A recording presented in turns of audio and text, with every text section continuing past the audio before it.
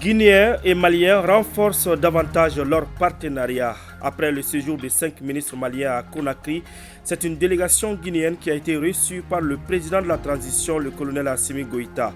Elle est porteuse d'un message d'amitié et de fraternité du chef d'État guinéen à son frère malien. Des détails à suivre dans quelques instants. Le consortium des femmes dans la transition socio-politique au Mali informe et sensibilise les femmes sur leur rôle dans le processus de la refondation. C'était à la faveur d'une rencontre de 2 jours initiée par l'organisation féminine.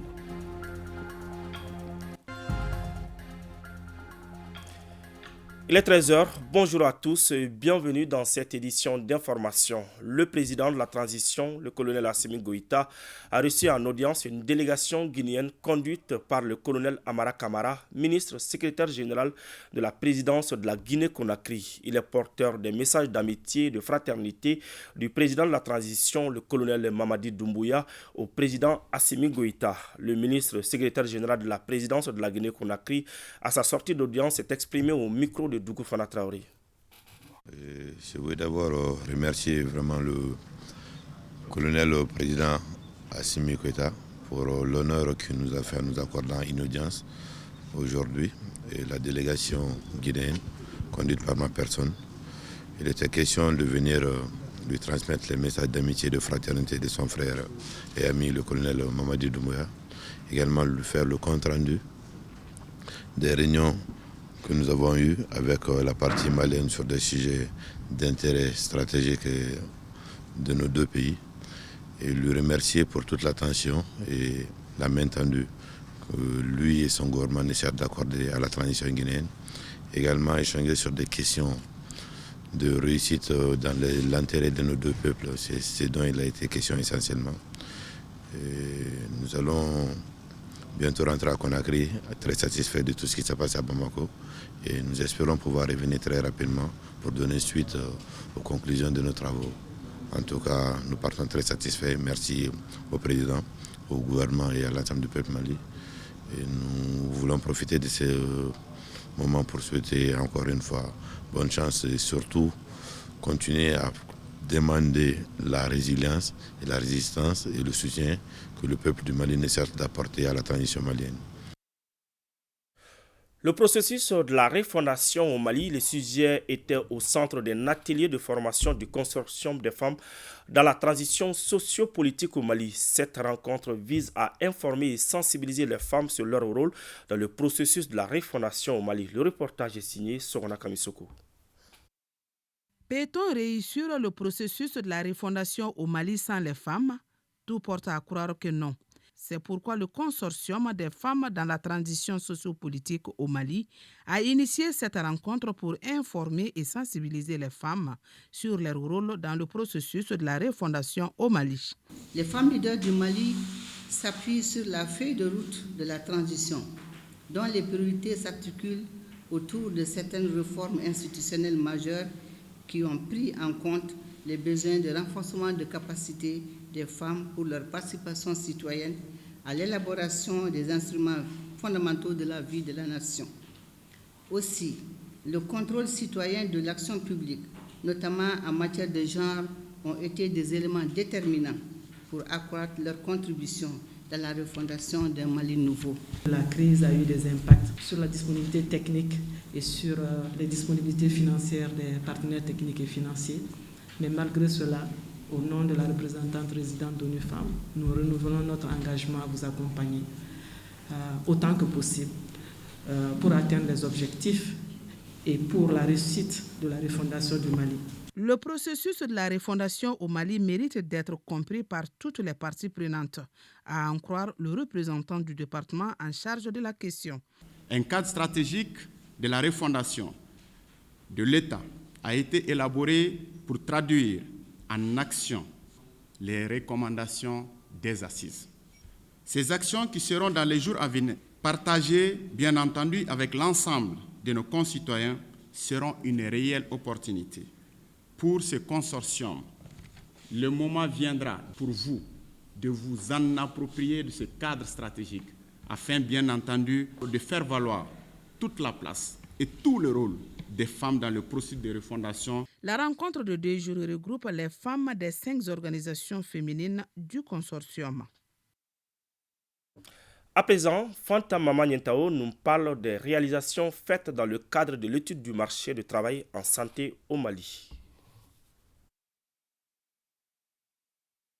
Cet atelier est la suite de la session sur la sensibilisation des parties prenantes de l'étude du marché du travail dans le secteur formel en santé dans une perspective de couverture sanitaire universelle au Mali. Son objectif est de définir les buts de l'étude et de déterminer les objectifs spécifiques du marché du travail du personnel de santé afin d'orienter les politiques de développement des ressources humaines. Nous avons recruté une agence qui est l'Observatoire national de l'emploi et de la formation. Dieu merci, c'est une agence étatique qui a été sélectionnée, qui a fait un protocole de recherche qui a été discuté avec les scientifiques de l'OMS. Alors donc aujourd'hui, il est question de venir présenter le protocole auprès de toutes les parties prenantes et dire qu'est-ce qui a été fait jusque-là dans le cadre de l'étude et s'il y a des petits problèmes que l'agence l'ONEF a pu voir sur le terrain, peut-être partager avec les parties prenantes et ensemble on pourra trouver des solutions. Le ministère de la Santé et du Développement social a élaboré un plan intermédiaire de développement des ressources humaines pour la santé, ce qui traduit la volonté du gouvernement à s'attaquer fermement à la problématique de la santé. Le représentant du ministre de la Santé a félicité l'ensemble des partenaires, en particulier l'OMS, pour son implication.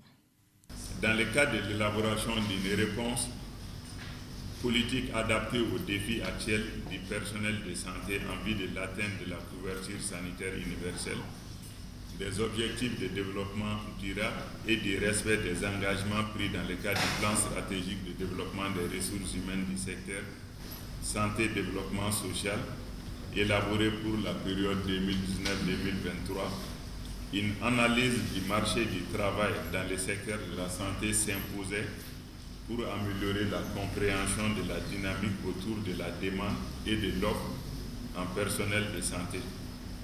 Cette étude fournira des connaissances essentielles pour assurer une couverture de haute qualité, disponible, accessible et acceptable. Notons que cette étude permet de diagnostiquer les inefficiences et les obstacles dans la chaîne production, recrutement, déploiement et fidélisation. Le comité d'analyse et de recherche syndicale du Mali Cœur Mali s'est réuni à l'occasion de la 3e phase de son projet dénommé « Soutenir l'action syndicale en matière économique et sociale pour faire du travail décent une réalité en Afrique ». C'était sous le thème « Cœur Mali, défis et perspectives de pérennisation ». Aliou Abdoulaye Touré nous donne des précisions. Cultiver l'unité et l'intersyndicale pour l'amélioration des conditions de vie des travailleurs est le souci constant du comité d'analyse et de recherche syndicale du Mali. Cette 3e phase du projet dénommé « Soutenir l'action syndicale en matière économique et sociale pour faire du travail décent une réalité en Afrique » vise à renforcer les capacités de 35 organisations syndicales ouest-africaines dans le domaine de la recherche. De la phase 1 du projet à nos jours, nombre d'activités ont été réalisées en lien avec les priorités du projet, la volonté politique et l'appui constant des centrales UNPM et CSTM. Toutefois, malgré ces résultats, un certain nombre d'éléments sont à améliorer en termes de perspectives.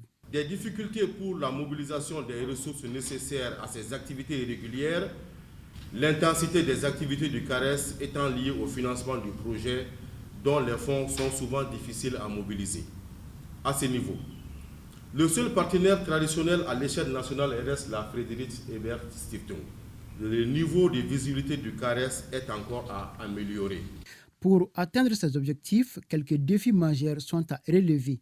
Comme défi, nous avons le renforcement de l'expertise syndicale, l'amélioration conséquente de la participation des centrales au financement des activités. Ce séminaire de 4 jours a pour objectif de contribuer davantage au renforcement et à la consolidation de l'unité intersyndicale.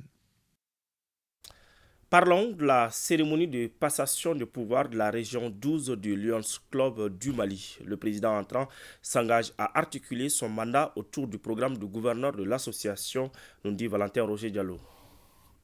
Mamadou Soungalo Traoré est le président entrant de la région 12 du Lions Club du Mali. Il aura en charge la direction de cette région pendant une année. La cérémonie de passation des charges est l'occasion pour le président de région sortant de faire le bilan de son mandat. Ensemble, nous avons fait progresser le lionisme au Mali. Le principal objectif des Lions du club est de réaliser des œuvres utiles et cohérentes répondant aux besoins des communautés auxquelles ils s'adressent. Pour réaliser des œuvres, il faut pouvoir collecter des fonds. Cette année, le contexte social et économique a particulièrement gêné nos activités de collecte de fonds. Après avoir rappelé l'amitié entre les membres du Lions Club, le président de région entrant s'engage à poursuivre les réalisations et à relever les défis. Nous vous promettons d'assurer une coordination efficace pour un mandat exceptionnellement riche en événements.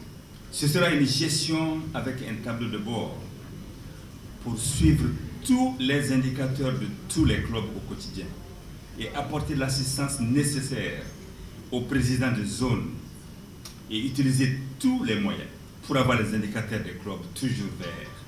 Au cours de la cérémonie, la passation de pouvoir entre les présidents sortants et entrants de zone et de club a aussi eu lieu. Certains membres de l'association ont également reçu des récompenses. Comment renforcer la maîtrise du contenu de la nouvelle loi électorale et des documents de la coalition d'observation citoyenne des élections au Mali sur les pistes de réforme constitutionnelle en 4e région? C'est l'objectif d'une rencontre de 2 jours initiée par la COSEM et ses partenaires. Fousseni Samake nous fait le compte-rendu de cette rencontre. La réussite des élections justes, transparentes et apaisées passe par la maîtrise des lois électorales et des documents élaborés à cet effet. C'est pour vulgariser le contenu de ces documents au niveau local que la Coalition pour l'observation citoyenne des élections au Mali, COSEM, organise ce cadre d'échange à Ségou. Spécifiquement, il s'agira au cours de ces 2 jours de discuter des innovations apportées dans la nouvelle loi électorale, de discuter avec les acteurs autour des enjeux de la réforme constitutionnelle, de présenter surtout les documents de la COSEM sur les pistes de réforme constitutionnelle, et enfin de recenser vos préoccupations et vos recommandations pour d'éventuels changements. Durant ces 2 jours, les échanges entre représentants des partis politiques, organisations de la société civile et autorités locales permettront de faciliter l'appropriation des innovations apportées au processus électoral, les réformes institutionnelles, politiques, entre autres.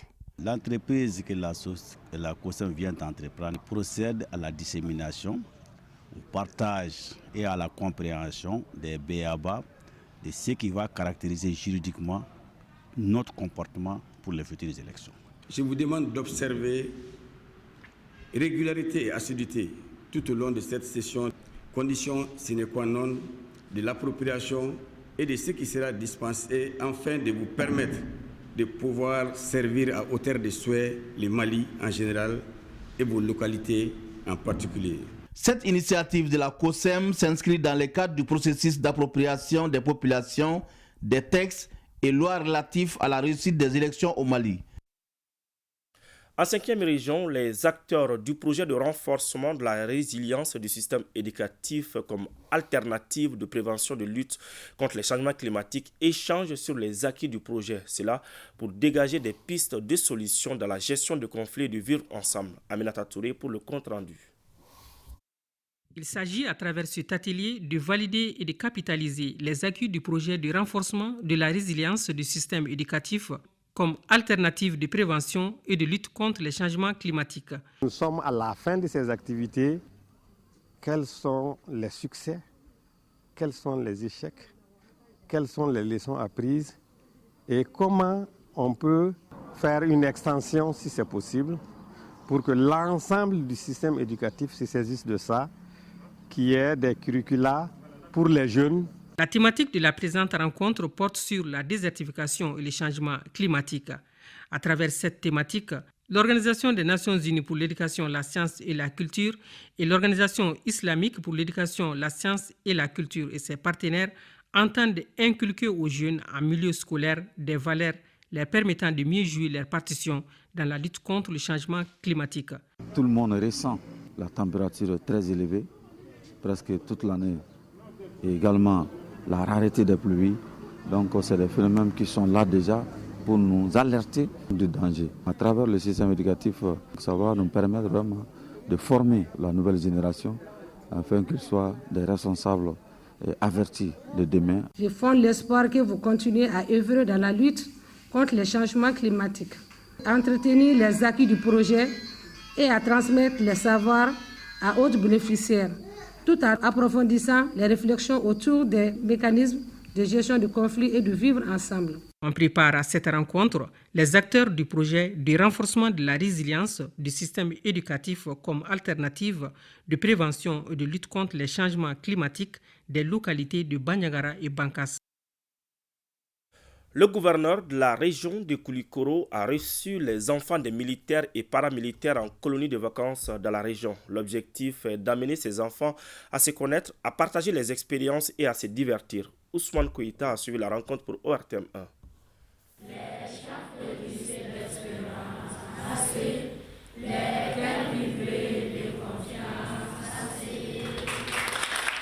Par cette visite, les enfants des militaires en colonie de vacances voulaient prendre conseil auprès du gouverneur de la région de Koulikoro pour le bon accomplissement de leur congé. Lamine Kapori Sanogo a invité les vacanciers à développer l'esprit de patriotisme dans leurs activités de tous les jours. L'initiative vise à créer la cohésion sociale et la solidarité entre tous les enfants du Mali. Je retiens qu'il nous a donné des conseils.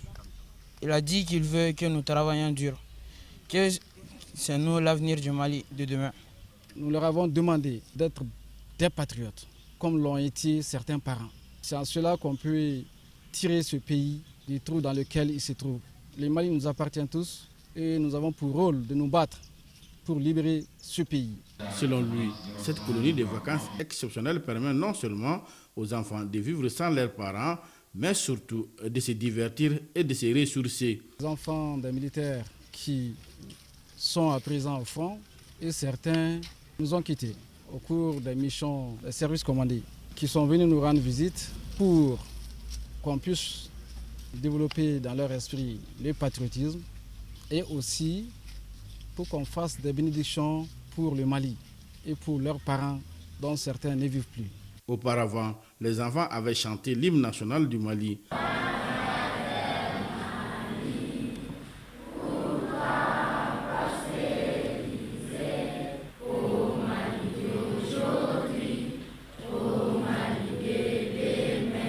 Cela a été suivi par la minute de silence observée à la mémoire des dignes fils tombés sur le champ d'honneur pour la défense du Mali. Retour à Bamako, la nuit de la 22e promotion des officiers de police baptisée Feu Falaye Keita, contrôleur général de police, s'est tenue au CICB. Cette soirée couronne les festivités marquant la sortie de la 22e promotion. Les temps forts de la soirée, c'est avec Ibrahim Kaoukonaté et Gausso Ashtouri. Ils sont 435 officiers, dont 40 femmes, dans cette 22e promotion des officiers de police, baptisée Feu Falaye Keita, contrôleur général. Après une année de dur labeur, ces officiers se retrouvent pour échanger autour d'un dîner avant de regagner leur nouveau poste. Dieu merci, nous sommes tous des officiers aujourd'hui. Mais je vous exhorte tous à la culture de l'excellence à travers les différentes formations. Dès maintenant et pour toujours, nous serons sur le terrain de la vérité. C'est le moment de synchroniser les connaissances acquises à la pratique. Car, dira-t-on, c'est au pied du mur qu'on voit les maçons. La population doit être protégée, surtout en ces temps difficiles, par les services de l'État que nous sommes. C'est son droit, c'est notre devoir d'y veiller en permanence.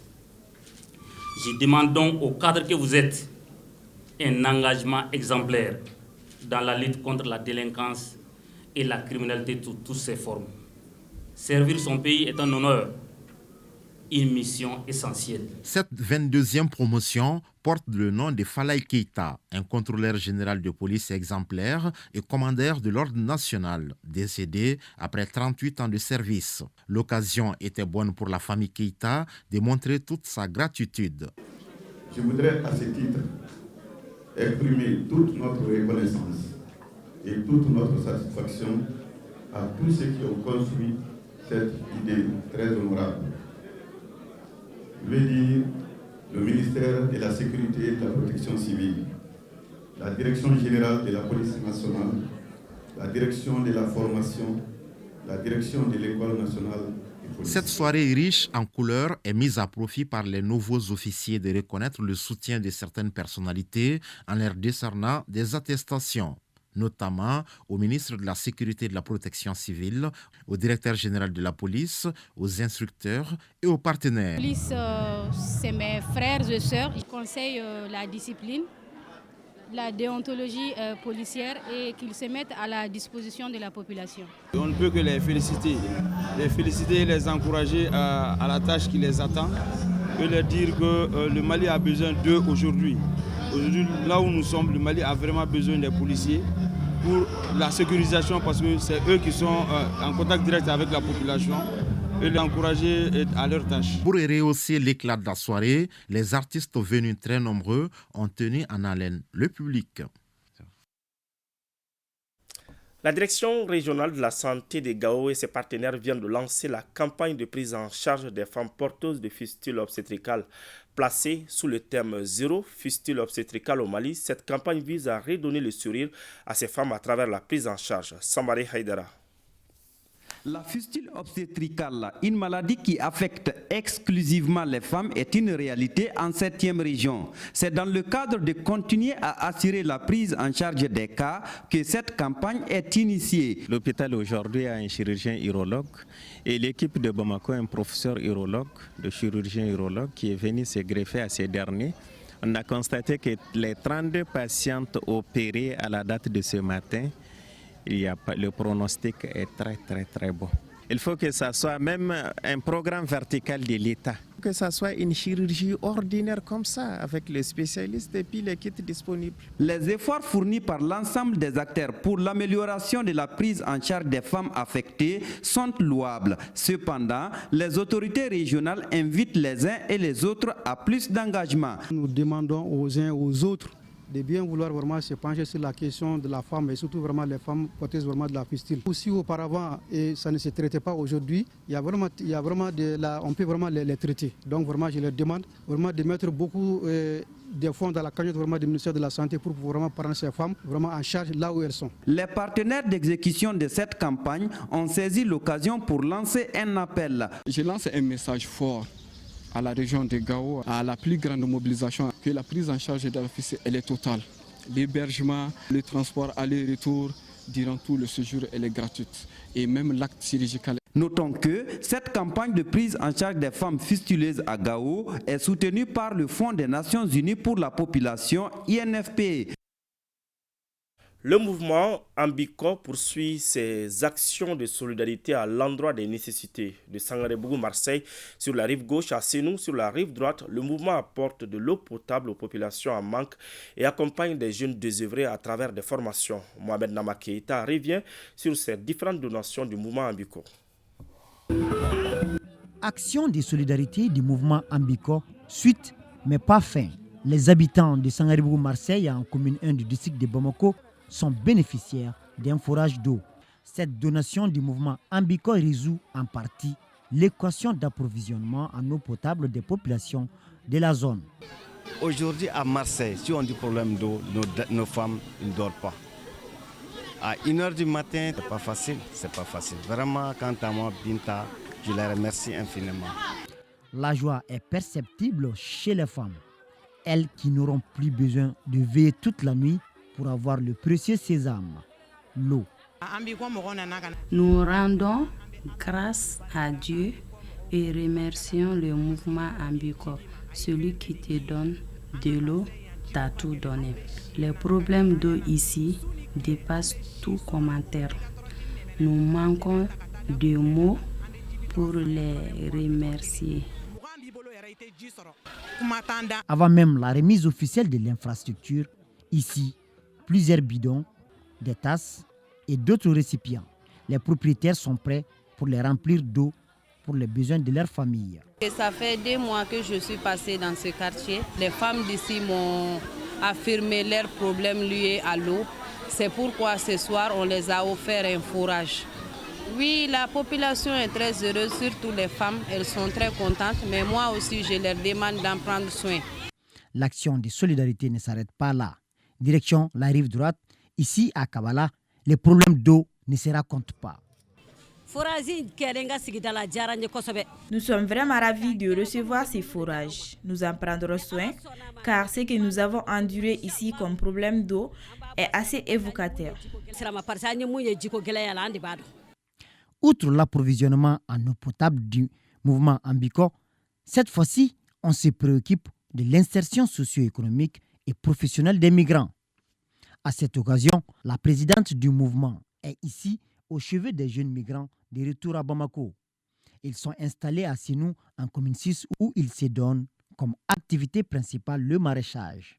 Et notre présidente, dont le souci est d'aider la jeunesse à s'émanciper, à évoluer, a décidé de financer une formation spécifiquement pour ces jeunes autour de l'agriculture qui constitue un domaine particulier pour notre pays parce que notre pays ne se développera qu'à travers les actions de la ruralité et l'agriculture en fait partie. Et ces jeunes ont accepté de venir justement pour cette formation-là avec l'intention de s'établir et être des producteurs de demain. Une opportunité saisie par les bénéficiaires pour se réjouir des actions du mouvement. Nous remercions vraiment la présidente pour sa visite chez nous.